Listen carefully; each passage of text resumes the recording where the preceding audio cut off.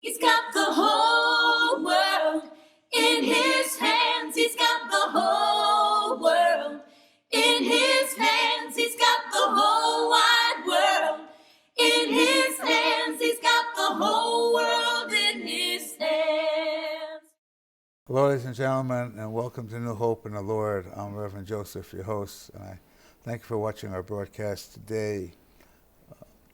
There's a scripture that was on banners in a lot of stadiums, pro football and college football stadiums, and it's John 3:16. God so loved the world that he gave his only begotten Son, that whosoever believes in him should not perish but have everlasting life. And then it goes on to say that God did not come into the world to condemn the world, but the world should be saved through him, and also that he came for those that were sick, those that needed a doctor. He didn't come for the righteous, the ones that got it all together and they know they're good people and they don't need to have their sins forgiven. And when it says in there that he came not to condemn the world, see, the world was already condemned when Adam and Eve sinned and disobeyed God. And what happened is that it started. And so we're condemned now. And through Jesus' death on the cross, the condemnation is finished. And when people come to Christ. So if you don't have Christ in your life today, I ask you to come into your life, Christ into your life, and he'll do for you what he did for Floyd Cuevas. Floyd, thank you so much for coming on the show and sharing your story. Thank you, Reverend Joseph Cohen, and thanks for having me. Everybody has a story, and some stories are kind of alike, and other stories aren't alike, but everybody has a story. And we just want to ask you, Floyd, how do you feel today as opposed to with Christ than without Christ? Are you more relaxed and more peaceful and more joyous with Christ than without him? Oh, there's no question about it. I'm more relaxed, joyous. I appreciate things a lot more today. I also feel there's a sense of safety that I feel now because I feel Christ is in my life and looking out for me. You know, he's loved me unconditionally, over the years. Now, when you say safety, okay, I mean, the world is upside down. I mean, children have guns and take them to school. There's been a lot of children that have murdered people. There's been children that have been killed, right? Can you go back into your life and say, now, it was the hand of God that stopped me from being murdered, that stopped me from doing some things where if it wasn't for God, I'd be dead? I should have been, as we say in the streets, pushing daisies a long time ago. Pushing daisies. I OD back when I was a youngster. I dabbled and I was caught up in the drug scene, and I OD'd about 4 times. 4 times? 4 times. 4 times. Wow. They were able to revive me and bring me back. 4 times? Right. I totaled 2 cars. Whoa. That I flipped over because I was under the influence. 2 cars? 2 cars. I woke up in the hospital. I looked like a mummy. I was all bandaged up. Wow. And then about 15 years ago, I was in Puerto Rico, and my GPS put me on a bad road, and I got hit broadside. The car was totaled, and nothing happened to me. Nothing happened to me. I was shook up, and I know it was God who saved me for that, Now, you knew later on it was God who saved you. When you're out there as a heroin addict and 4 times revived, there was a basketball player, a very well-known and great basketball player in college, Len Bias. Yeah. And he got signed with a big contract by the Boston Celtics. And he went out and partied that night and did cocaine for the first time and died. And here you are 4 times. 4 times. Now, during that time, Floyd, did it come to you, thank God it's God, or was it just a coincidence, or just, how did you feel about that? You know, when I was growing up, my nickname was Lucky. Oh, lucky. Right. That's it. Yeah. So I said I was just being lucky. I didn't think about it being blessed. Yeah. I just thought that, my luck hadn't run out, for some reason. When I think about it today, I know that it was the Lord Jesus Christ who intervened in all those situations. 2 accidents here, wrong street, Puerto Rico here. The hand of God, because He has a plan and purpose for your life. And when you see yourself now, did you ever think in your wildest imagination that you would be where you are now compared to growing up? Beyond my wildest dreams, do I have the quality of life that I have now? When I think about where I grew up, I grew up in the South Bronx on what they call Fort Apache. And it was In the 70s? Yeah. That was kind of not a good place to go. No. Unless you were like wanted drugs, wanted women, wanted things like that. If you was a pimp, a numbers runner, and a drug dealer, those were the celebrities in my neighborhood. So you must have gravitated to those celebrities. Yeah, I used to shine shoes when I was a kid on Simpson Street under the L by Westchester. Across the street, around the corner, there was a precinct on Simpson, and there was a hotel, what they call today a hot sheet hotel. Hot sheet hotel. And all the prostitutes would be out there, and the pimps. One side? On one side, right around the corner from the precinct. And I used to shine these guys' shoes. And they used to give me big tips. I had the drug dealers that would shine their shoes, the numbers players that would shine their shoes. And they would, shoe shines for 25 cents then. They would give me $1 or $2, sometimes $5. And so I idolized these guys. They became your heroes. Oh, yeah, because they had the cars, they had the jewelry, they had the flash. Money, Yeah. women. And the power. And the power. And so you didn't have any role models growing up? No, I can't say I did. I did follow behind some people that always got me into trouble, because I thought they were cool, and so I wanted to emulate what they were doing. But I didn't have any real positive role models in my life. I had one uncle who was a good guy, looked out for me, but he wasn't there all the time. Yeah. So basically, then what you're saying is you didn't have a dad. No, my father abandoned us when I was a year old. So that meant there's anger in your heart. There was a lot of anger, a lot of resentments, fear, feelings of abandonment, feeling I didn't belong. My mother did everything she could to raise us, a single parent. She came to this country. She was like 24 years old, and she got a job as a seamstress and tried to take care of us the best she could until she got sick. She came down with epilepsy, and then she had to go on welfare.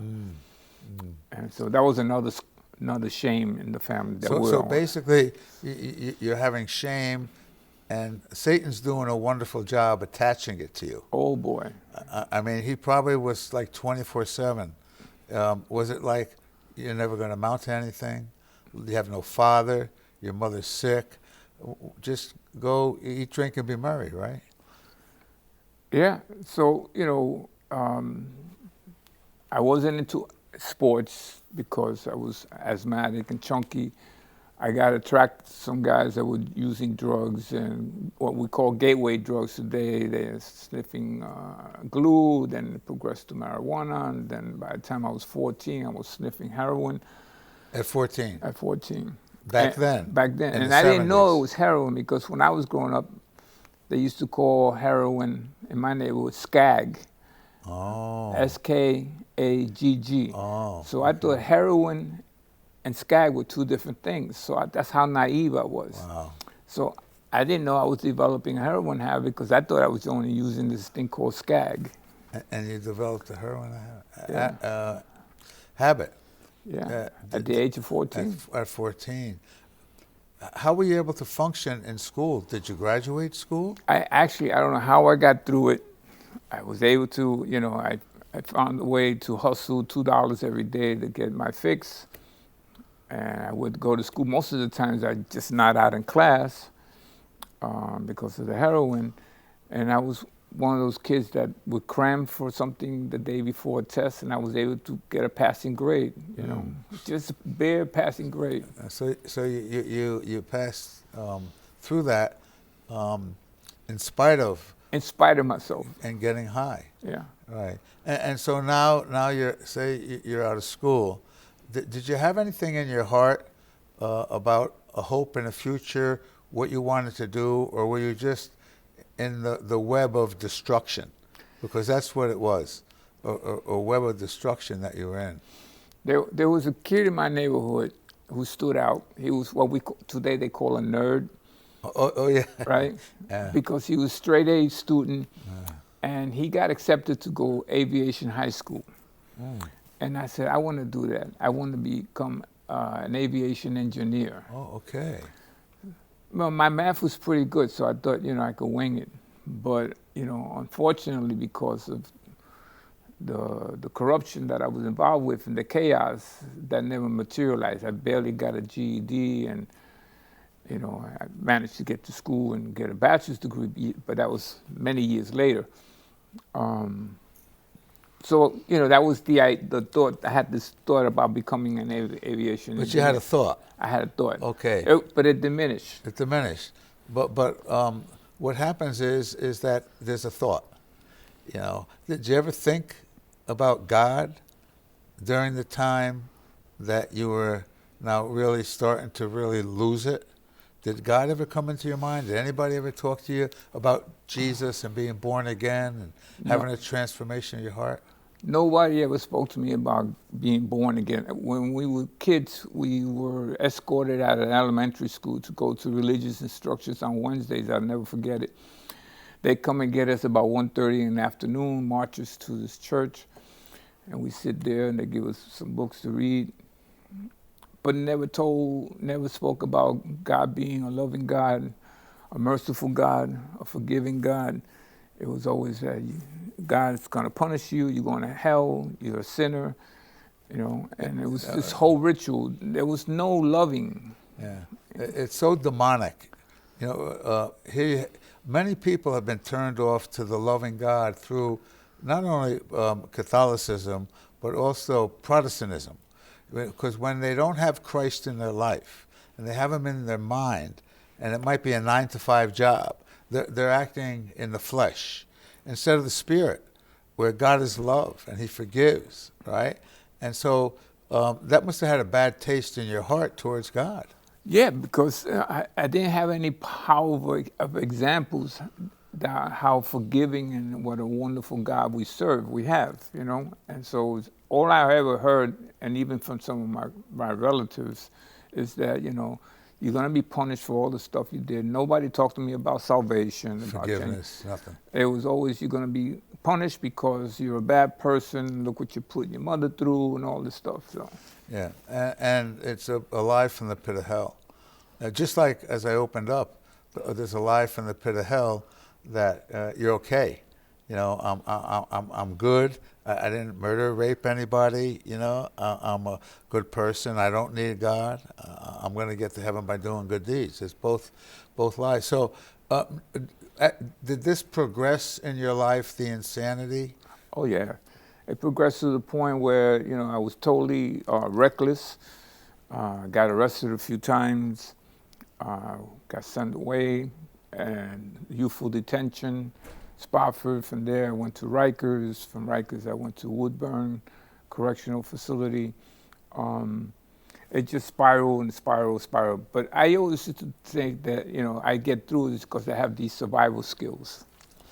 Well, you're a street guy. Yeah, so I prided myself on having these survival skills to get through all these things. So when you were arrested time after time, was there a time where you had to be in prison for a kind of a little longer time? And if so, there's gangs in there, there's all types of things in there. How did you survive? So, because I wasn't a big guy and I had the gift of gab, though, I would act in there like I was still in the streets. I would hustle while I was in prison. You know, sell cigarettes. We would make something called hooch, which is homemade wine in prison. In prison? In prison, and I would sell it, you know, and I didn't learn anything in there. You know, a couple of chaplains wanted to talk to me a few times, and I said, I don't want to do that, you know. Sometimes bad guys stay away from crazy people. Did you act crazy? All the time. I had to, because I wasn't big, and I would pick fights with the biggest guys in that cell block. You pick fights? I figure I'd take the offense first, strike first before they got me. And did you get beat up a couple of times? I wake up in the infirmary a few times, or busted up. But after a while, they got tired of beating on me and said, leave that kid alone, he's crazy. Yeah, yeah. And so the situation that you were in, okay, was there anybody that you know of that was praying for you now? Did you have anybody praying for you that you know, or? I know my mother was praying for me. Your mother? I know Mom was always praying for me, you know, just bless her heart, you know. Yeah. She never gave up on me, you know. And God heard her prayers. God heard her prayers. So now, when you're out of prison, a lot of people go back to their old hangout, old friends, because especially when you don't have Christ in your life, they're not going to go seek out a church. Did you go back into that lifestyle, or did you kind of stay away? The first 3 times that I got locked up, I went back to the old neighborhood, picked up where I left off. The last time I was arrested, they had just passed the Rockefeller law in New York. And the sentences were heavy. I got a 7 to 15 sentence. Right? 7 to 15. Right. Okay. I lucked out that during this period of time, there was a lot of treatment programs they called therapeutic communities, Phoenix, Dallas, Daytop, all these institutions. They approached the governor and asked if they can go into the prisons and interview people who had non-violent crimes. All my crimes were always for possession of drugs and stuff. And so they interviewed like 300 and somewhat people, and I just barely made it in there. And then I got brought into a program in the South Bronx, and you know, things started happening for me. I started changing some of the old behaviors and not going back to the same people. You know? And started to change. Started making some changes. I could have done more when I think about it, but I still had the old ways, the old thinking, you know. So I would do just enough to get through, get by. And that's the difference is, well, with Christ in your life, it's more of the new thinking than the old thinking, you know. More of a new thinking than the old thinking with Christ in your heart. But you still are not with Christ, so you're having that old thinking. Yeah. Right? Is it bothering you, that old thinking now? Yeah, because things don't feel right. You know, you develop some kind of conscience and you do things and your belly flips and you know you shouldn't have done what you did. So it was like you know an alarm going off. You know, you got to stop this. I didn't know where the alarm was coming from. Yeah, right? Yeah. I think about it now, that was God sending me signals and messages. God got you in the program too. Yeah. You know, and so, how long did you work in this area now that you're in? You know, with the program, and then after that, was there an opportunity for the devil to pound your mind more and have you go back to your old ways, or did you kind of stay the way you were? I did falter sometimes, you know, made detours, you know, on the path, which I pay heavily for. You know,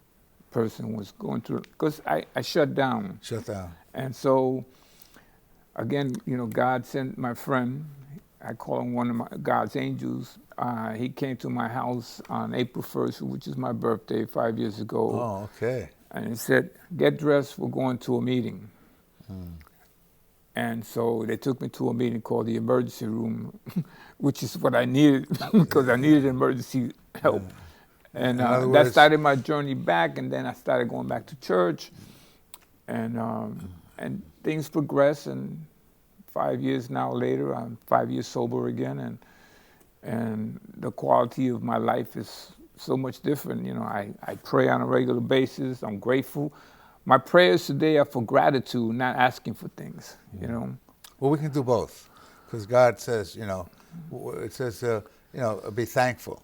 And He tells us to be thankful and everything give thanks. But also He says, submit, to cast all your cares upon Him. And so it's a dual thing, that we can do. So basically, as I opened up the program, I said that Jesus came for those that are sick and needs a physician.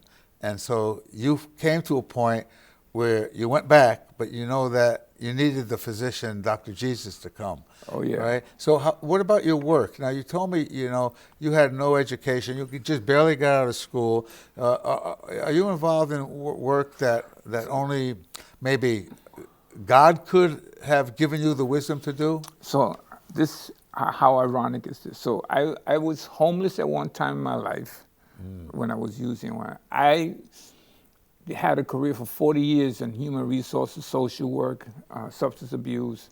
And then the last 23 years, I became the director of operations of one of the largest housing programs in New York that caters to people with special needs, people who are living with HIV, mental illness, and physically challenged. God opened my mind up. I learned how to develop contracts, negotiate contracts, develop systems and IT forms. And I wasn't fired, I retired. And I only I give all the glory and all the praise to Jesus Christ, because never in my wildest dream did I think I was going to stay on one job for 23 years. Wow. Not with my history, not with the luggage I had. Wow. And so it's been 3 years now that I've been retired. I do a little consulting work here now and then because I take care of my 96-year-old mother who's got dementia. And so, I still give back, where I can. Sometimes I volunteer at places. Well, something, what happened, Floyd, is that you found reality. And reality is Jesus Christ. Yeah. And He's changed your life. Thank you so much for coming on our broadcast and sharing the truth, how Jesus Christ is solid in your life now, and you know that when you die, you're going to go right to heaven. Thank you so much for coming on. Thank you for having me, Reverend. Well, ladies and gentlemen, another true story of another person who was lost and now is found, who was blind and now see the reality of life. Thank you for watching our broadcast today. Receive Christ into your life, and you too will have a transformation. He's got the whole world in His hands. He's got the whole world in His hands. He's got the whole wide world in His hands. He's got the whole world in His hands. He's got the wind and the rain in His hands. He's got the wind and the rain in His hands. He's got the wind and the rain in His hands. He's got the whole